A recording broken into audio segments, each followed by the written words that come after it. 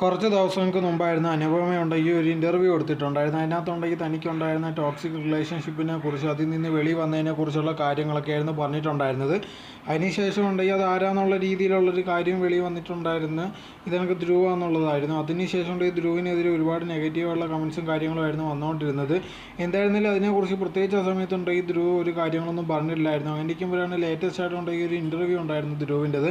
അതിനകത്തുണ്ടെങ്കിൽ മൊത്തത്തിൽ ഇതിനെക്കുറിച്ചുള്ള കാര്യങ്ങളോ അനുപമയുടെ പേരോ ഒന്നും മെൻഷൻ ചെയ്യുന്നില്ല. പക്ഷേ തൻ്റെ ഭാഗം ക്ലിയർ ആക്കുന്ന രീതിയിൽ അല്ലെങ്കിൽ താൻ നല്ലവനാണെന്ന് വരുത്തി തീർക്കാൻ വേണ്ടി കുറച്ച് കാര്യങ്ങൾ അതിനകത്ത് പറയുന്നുണ്ട്. അതിൽ മെയിൻ കാര്യം എന്ന് പറഞ്ഞാൽ ഇതാണ്, അവതാരിക ചോദിക്കുന്നുണ്ട് താങ്കളുടെ ഹോബി എന്തുവാന്നുള്ള രീതിയിലൊക്കെ ചോദിക്കുന്നുണ്ട്. അപ്പോൾ പറയുന്ന ഒരു കാര്യം എന്ന് പറഞ്ഞാൽ ജേർണൽ ചെയ്യാറുണ്ട്, എൻ്റെ ക്യാരക്ടർ അറിയണമെങ്കിൽ നിങ്ങൾക്കുണ്ടെങ്കിൽ അത് നോക്കിയാൽ മതി എന്നുള്ള രീതിയിലൊക്കെ പറയുന്നുണ്ട്. അത് കഴിഞ്ഞതിന് ശേഷം ഉണ്ടെങ്കിൽ അവതാരിക ചോദിക്കുന്നുണ്ട് നിങ്ങൾക്കുണ്ടെങ്കിൽ നല്ല ക്യാരക്ടറാണോ എന്നുള്ള രീതിയിൽ ചോദിക്കുന്നുണ്ട്. കാരണം വിക്കി കൗശൽ പറഞ്ഞിട്ടുണ്ട് നല്ലൊരു മനുഷ്യനെ നല്ല രീതിയിലുണ്ടെങ്കിൽ അഭിനയിക്കാൻ സാധിക്കുകയുള്ളൂ എന്നുള്ള രീതിയിൽ പറഞ്ഞിട്ടുണ്ടായിരുന്നു.